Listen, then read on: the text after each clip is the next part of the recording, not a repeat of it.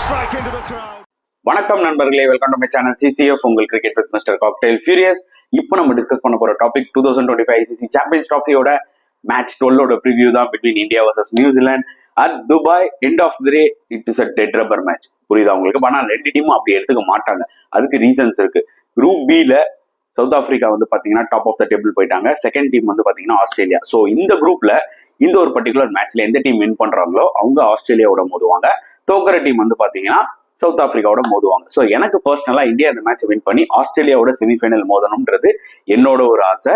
நம்ம வெயிட் பண்ணி பார்க்கலாம் என்ன நடக்க போகுது அப்படின்னு சொல்லிட்டு. So it's going to be very very important match. அதுல எந்த டவுட்டுமே இல்லை. ஹோப்ஃபுல்லி இந்த மேட்சாவது கொஞ்சம் இன்ட்ரெஸ்டிங்கா போச்சுன்னா நல்லா இருக்குங்க. ஏன்னா இந்த ஒரு பர்டிகுலர் ஐசிசி சாம்பியன்ஸ் ட்ராஃபி என்னை பொறுத்த வரைக்கும் ஒரு கிட்டத்தட்ட ஃபெயிலியர் தாங்க.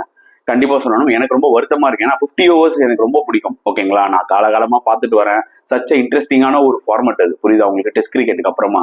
ஆனா அன்பார்ச்சுனேட்லி இன்னைக்கு T20 கிரிக்கெட் வந்ததுனால பீப்புளோட இன்ட்ரெஸ்டும் சரி, அவங்களோட மைண்ட் செட்டும் சரி, டோட்டலா மாறிடுச்சு. அண்ட் ஐசிசி பண்ண மிகப்பெரிய தப்பு என்னன்னா, நான் திருப்பியும் சொல்ல வரேன், I am not against Pakistan. But ICC கொஞ்சம் விஜிலண்டா இருக்கணும். எந்த இடத்துல ஐசிசி டோர்னமெண்ட் நடத்தணும்னு. புரியுதா உங்களுக்கு? அதுவும் ஐசிசி சாம்பியன்ஸ் ட்ராஃபி மாதிரி ஒரு டோர்னமெண்ட். புரியுதா உங்களுக்கு? செத்து போய் பொழைச்சி வந்தது ஆக்சுவலா அந்த டோர்னமெண்ட். 2009ல நடந்துச்சா, 2013ல நடந்துச்சா, ஓகே. அதுக்கப்புறம் 4 இயர்ஸ் கழிச்சு 2017ல நடந்துச்சா. 17க்கு அப்புறம் பாத்தீங்கன்னா எவ்வளவு பெரிய ஒரு gap. Literally I think almost ஒரு 8 இயர்ஸ். ஸோ அதனால வேற ஏதாவது ஒரு இடத்துல வச்சிருந்தாங்கன்னா கண்டிப்பா ஐ திங்க் நிறைய விஷயங்கள் மாறி இருக்கும்ன்றது என்னோட ஒரு ஃபீல். பிகாஸ் ஹோஸ்ட் காலி, அது எதுவும் பண்ண முடியாது நம்மளால. ஆனா அங்க பாருங்க எவ்வளவு லாஜிஸ்டிக்ஸ் இஷ்யூஸும் இருந்திருக்கு. கிரவுண்ட்லயும் சில இஷ்யூஸ் இருந்திருக்கு. ஓகே, கிரவுண்ட்ல இஷ்யூஸ் இருக்குன்னா பாகிஸ்தானால அவ்வளவுதான் மேக்ஸிமம் அவங்களால ரெடி பண்ண முடியும். பிகாஸ் அவங்களுக்கு XYZ ஃபேக்டர்ஸ் இருக்கு. புரியுதா அவங்களுக்கு? பட் ராவல்பிண்டியில பிக்சர்ஸ் வச்சாங்க. 3 மேட்ச் ஆக்சுவலா மழைனால கேன்சல் ஆனதுலாம் வந்து பாத்தீங்கன்னா அநியாயங்க. அதுவும் ஒரு ஷார்ட்டான ஒரு ஃபார்மேட்ல. ஸோ மேட்சஸும் வந்து பாத்தீங்கன்னா அந்த அளவுக்கு சொல்லிக்கிற அளவுக்கு பெருசா இன்ட்ரெஸ்டாவும் போகல.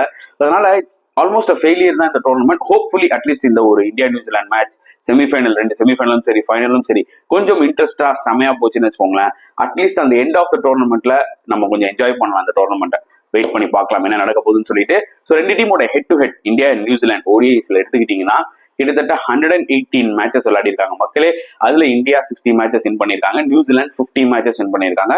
ஒரு டைப் மேட்ச் அண்ட் மிச்சம் இருக்கிற 7 மேட்ச் மழைனால கேன்சல் ஆயிருக்கு. ஸோ ஓவரால் ஸ்டாட்ஸ் பார்க்கும்போது இந்தியா டாமினேட் பண்றாங்க. அதுல எந்த டவுட்டுமே கிடையாது.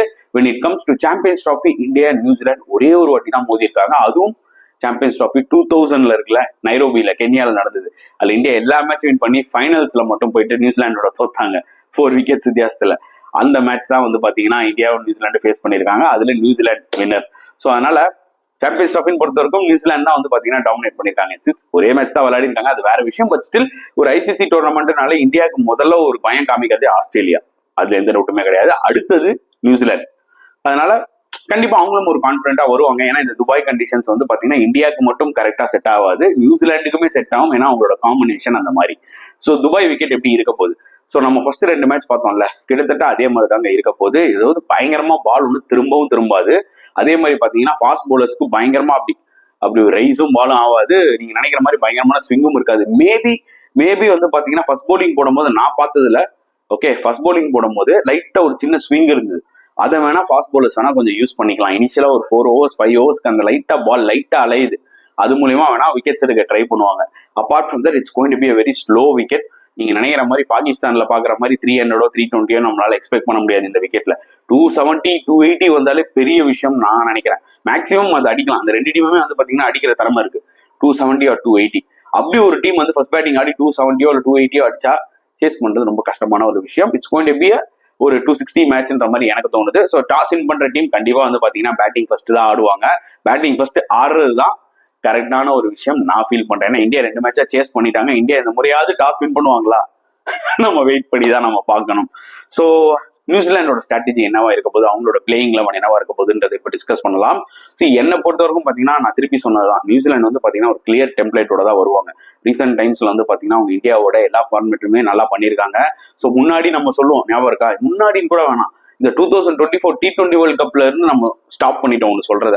அந்த வேர்ல்டு கப் முடிஞ்சதுக்கு அப்புறத்துல இருந்தே ஒரு விஷயத்த நம்ம சொல்றதை ஸ்டாப் பண்ணிட்டோம். என்னன்னு பாத்தீங்கன்னா நியூசிலாந்து வந்து கேஸ் அகைன்ஸ்ட் ஸ்பின்னு. ஏன்னா அவங்க இப்ப ரீசென்ட் டைம்ஸ்ல ஏஷியன் கண்டிஷன்ஸ்ல செமையா பெர்ஃபார்ம் பண்ணியிருக்காங்க. அதுவும் அகைன்ஸ்ட் ஸ்பின் விளையாடுறதுக்கு அங்க நிறைய நல்ல நல்ல பிளேயர்ஸ் இருக்காங்க. அதே மாதிரி அவங்க கிட்டயும் குவாலிட்டி ஸ்பின்னர்ஸ் வந்துட்டாங்க. புரியுதா உங்களுக்கு? ஸோ அதனால நியூசிலாந்து வந்து இன்னைக்கு வந்து ஒரு well prepared team, especially in subcontinent conditions. அதனால அவங்களோட 2 spinner Mitchell Santner as well as Bracewell will be playing a crucial role. ஏன்னா பிச்சில் பெருசா டேர்ன் இருக்காதுங்க. ஆனா நீங்க எவ்வளவு ஸ்லோவா தூக்கி போடுறீங்களோ பேட்டுக்கு வரவே வராது. It will be very difficult for batsman to score. And Mitchell Santner பத்தி நீங்க சொல்லவே வேணாம். அண்ட் மைக்கேல் பிரேஸ்வெல் ரீசென்ட் டைம்ஸ்ல சாண்ட்னர் விட செம்மையா போலிங் போட்டுட்டு இருக்காரு. So it's going to be a big challenge for India. அதுல எந்த டவுட்டுமே இல்லை. இந்த 2 ஸ்பின்னர்ஸுமே மிகப்பெரிய சேலஞ்சை கொடுப்பாங்க. பிளஸ் மேட் ஹென்ரியும் சரி, வில்லியம் ரோர்க்கியும் சரி, they will also will be என்ன சொல்றது, ஒரு சின்ன த்ரெட் தான் இந்தியாவுக்கு. ஏன்னா நல்லா ஃபார்ம்ல இருக்காங்க. That is what is more important. And அவங்களுக்கு வீக்னஸ் அப்படின்னு சொல்லணும்னு நினைச்சா ஒரு பிரச்சனை இருக்கு அவங்களுக்கு. என்னன்னா இப்போ டேரல் மிச்சல் உள்ள ஃபிட் ஆகி வந்துட்டாருன்னா யாரை டிராப் பண்ணுவாங்க, அது ஒரு இஷ்யூ இருக்கு. அது வந்து நம்ம வீக்னஸ்ன்னு சொல்ல முடியாது. மேபி ஃபாஸ்ட் போலிங் டிபார்ட்மெண்ட்டை இந்தியா நினைச்சா கொஞ்சம் கவுண்டர் அட்டாக் பண்ணலாம். புரியுதுங்களா? இந்த துபாய் விக்கெட்ல பெருசா அசிஸ்டன்ஸ் இருக்குமா, அதுதான் நம்ம வெயிட் பண்ணி பார்க்கணும். பட் ஸ்டில் எனக்கு என்னவோ வீக்னஸ் சும்மா நம்ம தேடுற மாதிரி தாங்க இருக்கு இந்த நியூசிலாந்து டீமை பார்க்கும்போது. கரெக்டா? மற்றபடி ஸ்ட்ராங்கா தான் இருக்காங்க. அவங்க பிளேயிங் லெவலில் ஏதாவது சேஞ்சஸ் பண்ணுவாங்களா? மேபி ஒரு மேட் ஹென்ரிக்கு ரெஸ்ட் கொடுத்துட்டு ஒரு ஜேக்கப் டஃபின், ஆதன் ஸ்மித் எடுத்துட்டு வருவாங்களா? அதை நம்ம வெயிட் பண்ணி தான் பார்க்கணும். பட் ஒரு சேஞ்ச் டெஃபினட்டா இருக்கும். டேரல் மிச்சல் உள்ள வருவாரு டெஃபினட்டா. எனக்கு தெரிஞ்சு பாத்தீங்கன்னா வில்லியங்க தான் டிராப் பண்ணுவாங்க. ஏன்னா டெவன் கான்வே என்னதான் 2 மேட்ச்ல அடிக்கலனாலும் is having lot of experience playing நியூசிலாந்து. புரியுதா உங்களுக்கு? அவரை டிராப் பண்றது கஷ்டம். I think unlucky for Will Young அவரை டிராப் பண்ணிட்டு தான் டேரல் மிச்சல் உள்ள எடுத்துட்டு வருவாங்க. சச்சின் ரவீந்திரா அவரோட பொசிஷன் ஓப்பனிங்க்கு போயிடுவார்னு எனக்கு தோணுது. ஓகேங்களா? So end of the day New Zealand are looking very strong. ஒரு பக்கம் இந்தியா பக்கம் வரும். ஸோ நிறைய நியூஸ் ஆல்ரெடி வந்துட்டு இருக்கு. சார் ரோஹித் சர்மா ஆடுவாரா மாட்டாரா, ஷமி ஆடுவாரா மாட்டாரா, இந்த மாதிரி நிறைய விஷயங்கள் ஆக்சுவலா ஸ்பெகுலேஷன் போயிட்டு இருக்கு. அது என்னன்னு பாத்தீங்கன்னா ஆப்வியஸ்லி ரோஹித் சர்மா லாஸ்ட் மேட்சே லைட்டா அந்த ஒரு ஹாம்ஸ்ட்ரிங் இன்ஜுரினால லைட்டா சஃபர் ஆனார். மேபி அது இன்னும் அவர் ரெக்கவர் ஆகலன்னா இந்த ஒரு டெட்ரபர் மேட்ச்ல அவரை உட்கார வச்சுட்டு இம்பார்ட்டன்ட் செமிஃபைனல் மேட்ச்ல கொண்டு வரலாம். ஈவன் ஷமி டூ, அந்த மாதிரி சில ஸ்பெகுலேஷன்ஸ் போயிட்டு இருக்கு. என்ன பர்சனலா கேட்டீங்கன்னா if they seriously have niggle இன்னும் வந்து 100% ஃபிட் இல்லைன்னா கண்டிப்பா உங்களுக்கு ஒரு ரெஸ்ட் கொடுக்கறது பெட்டரான ஒரு ஆப்ஷன் தான் நான் சொல்லுவேன். புரியுதா உங்களுக்கு? அதே மாதிரி தான் ஷமியும். Or if they are fit டெஃபினட்டா வந்து விளையாடினாலும், ஏன்னா it's a short tournament, almost 7 நாள் கேப் வந்துருச்சு. சில இம்பார்ட்டன்ட் பிளேயர்ஸ் ரெஸ்ட் எடுத்துட்டு வரது பிரச்சனை கிடையாது. ஆனா ஒரு இம்பார்ட்டன்ட் செமிஃபைனல்ல நீங்க ரொம்ப நாள் கழிச்சு வந்து போலிங் போடும்போதோ பேட்டிங் ஆடும்போதோ பாத்தீங்கன்னா உங்களுக்கு ரஸ்டியா ஃபீல் ஆக சான்சஸ் நிறைய இருக்கு. அதனால அந்த மேட்ச் ஃபிட்னஸ்ன்றது ரொம்ப இம்பார்ட்டன்ட். புரியுதா உங்களுக்கு? ஸோ அந்த வகையில் ஐ ஃபீல் லைக் ரோஹித் சர்மா ஓரளவுக்கு ஃபிட் ஆயிட்டா சரி, ஷமி ஃபிட் ஆயிட்டாலும் சரி, கண்டிப்பா பிளேயிங் லெவன்ல விளையாடணும்ன்றத என்னோட ஒரு பாயிண்ட் ஆஃப் வியூ. அப்படி இல்லைன்னா ஹர்ஷதீப் சிங்கை நம்ம ஷமிக்கு பதில் எடுத்துட்டு வரலாம். புரியுதா உங்களுக்கு? ஸோ அது நம்ம வெயிட் பண்ணி தான் பார்க்கணும். And I feel like Varun சக்கரவர்த்திக்கு இவங்க ஒரு ஆப்பர்ச்சுனிட்டி கொடுப்பாங்க குல்தீப்பை ரெஸ்ட் கொடுத்துட்டுன்னு, because they want to test the combinations. So நானும் அதனால என்ன பண்ணுவேன்னா தைரியமா நான் குல்தீப் யாதவ் கொஞ்சம் ரெஸ்ட் கொடுத்துட்டு வருண் சக்கரவர்த்தியை நான் எடுத்துட்டு வருவாங்க. ஏன்னா நீங்க எடுத்துட்டு போயிருக்கீங்க, உங்களுக்கும் தெரியணும் எப்படின்னு. அதே மாதிரி வருண் சக்கரவர்த்தி வந்து நியூசிலாந்து டீமுக்கு ஒரு அன்னோன் கமாடிட்டி. புரியுதா உங்களுக்கு? ஏன்னா குல்தீப்பை கூட அவங்க ஆடி இருக்காங்க, அவங்களுக்கு தெரியும் எப்படிப்பட்ட போலர் குல்தீப், அக்சர், ஜடேஜா எல்லாருமே டெஸ்ட் சீரீஸ்ல ஆடி இருக்காங்க, ஒயிட் பால் ஆடி இருக்காங்க. So they know about them. But Varun சக்கரவர்த்தி வந்து பாத்தீங்கன்னா அன்னோன் கமாடிட்டி, அவங்களுக்கு இன்னும் அவன் எப்படி போடுவான்றதே தெரியாது. மேபி அது ஒரு ட்ரிக்கா எடுத்துட்டு வரலாம் இந்தியா. ஸோ என்னை பொறுத்த வரைக்கும் பர்சனலா வருண் சக்கரவர்த்திக்கு ஒரு சான்ஸ் கொடுக்கறதுல எந்த தப்பும் கிடையாதுன்னு நான் சொல்லுவேன். அப்பார்ட் ஃப்ரம் தட் ரோஹித்தோ ஷமியோ ஃபிட்டா இருந்தாங்கன்னா தயவு செஞ்சு விளையாடட்டும். அப்படி அவங்க ஃபிட்டா இல்லைன்னா ஷமிக்கு பதில் ஹர்ஷதீப் வரட்டும். ரோஹித் இன்ஜுரி ஆயிட்டாருன்னா நம்மளுக்கு ஆப்ஷன் கிடையாது, ரிஷப் பண்ட்டை தான் விளையாடி ஆகணும். புரியுதா உங்களுக்கு? ஸோ அப்படின்னு பாத்தீங்கன்னா பேட்டிங் ஆர்டர் என்ன ப்ரோ ஆகும்னு சொன்னீங்கன்னா அங்கதான் கொஞ்சம் ட்விஸ்ட் இருக்கும். ரிஷப் பண்ட்டுன்னு வந்துட்டாருன்னா எதுக்கு கேஎல் ராகுல் மிடில் ஆர்டர்ல விளையாடணும்? புரியுதா உங்களுக்கு? சிம்பிள் லாஜிக் தானே. கேஎல் ராகுல் டாப் ஆஃப் தி ஆர்டர் போயிடுவார் சுமன் கில்லோட ஓப்பனிங்ல. இப்படிதான் இருக்கும். இன்கேஸ் ரோஹித் சர்மாக்கு வந்து பாத்தீங்கன்னா ஹாம்ஸ்ட்ரிங் இருக்குன்னு ரெஸ்ட் எடுத்தாருன்னா இதுதான் நடக்கும். ஸோ வெயிட் பண்ணி பார்க்கலாம் என்ன நடக்க போகுதுன்னு சொல்லிட்டு. ஸோ இந்தியாவும் ஒரு பக்கம் ஸ்ட்ராங்கா இருக்காங்க. பட் இந்தியா கிட்ட ஒரு பிரச்சனை என்னன்னு பாத்தீங்கன்னா அந்த ஃபாஸ்ட் போலிங் டிபார்ட்மெண்ட் கொஞ்சம் இப்படி அப்படின்னு இருந்திருக்கு.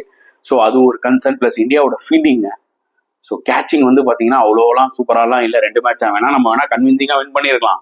ஆனா இந்தியாவோட கேச்சிங் போரா இருந்திருக்கு. வேற நியூசிலாந்து அந்த பக்கம் செம்ம ஸ்ட்ராங்கா இருக்காங்க அவங்களோட ஃபீல்டிங் அண்ட் கேச்சிங்ல. ஸோ அதனாலதான் வந்து பாத்தீங்கன்னா நான் நியூசிலாந்துக்கு ஒரு சின்ன எட்ஜ் இந்த மேட்ச் தரேன். என்ன ப்ரோ இப்படி சொல்லிட்டீங்கன்னு கேட்பீங்க. எனக்கு இந்தியா தான் வின் பண்ணணும். பட் எண்ட் ஆஃப் த டே நம்ம கிரிக்கெட்டிங் பாயிண்ட் ஆஃப் வியூல அனலைஸ் பண்ணி தானே நம்ம சொல்லியானோம். அப்படின்னு பார்க்கும்போது பாத்தீங்கன்னா நியூசிலாந்து வந்து அந்த ஃபீல்டிங்ல அந்த ஒரு எட்ஜை தட்டிட்டு போறாங்கன்ற மாதிரி எனக்கு தோணுது. மற்றபடி 2 டீமோட ஸ்பின்னர்ஸ், பேட்டிங், போலிங் எல்லாமே பாத்தீங்கன்னா ஈக்குவலா தான் இருக்கு. பட் அந்த ஃபீல்டிங்ன்ற ஒரு ஃபேக்டர் வந்து பாத்தீங்கன்னா நியூசிலாந்து லைட்டா ஒரு ஸ்டெப் ஃபர்தரா மேல இருக்கிறாங்க. அதனால ஐ எம் கிவிங் நியூசிலாந்து 51%, India 49%. Personally I want India to win and I want India to face ஆஸ்திரேலியான்றதா என்னோட ஒரு கருத்து. உங்களோட கருத்து என்ன? நியூசிலாண்டா இந்தியா யார் வின் பண்ணுவாங்க? அதே மாதிரி இந்தியா யாரோட செமிஃபைனல் மோதனா நல்லா இருக்கும்? அது எல்லாமே உங்களோட கருத்துக்களை கமெண்ட் செக்ஷன்ல போடுங்க. இந்த வீடியோ பிடிச்சிருந்தா லைக் பண்ணுங்க, ஷேர் பண்ணுங்க, முடிஞ்சா சப்ஸ்கிரைப் பண்ணுங்க. ஸோ நெக்ஸ்ட் வீடியோல பார்க்கலாம் ஃப்ரெண்ட்ஸ். Until then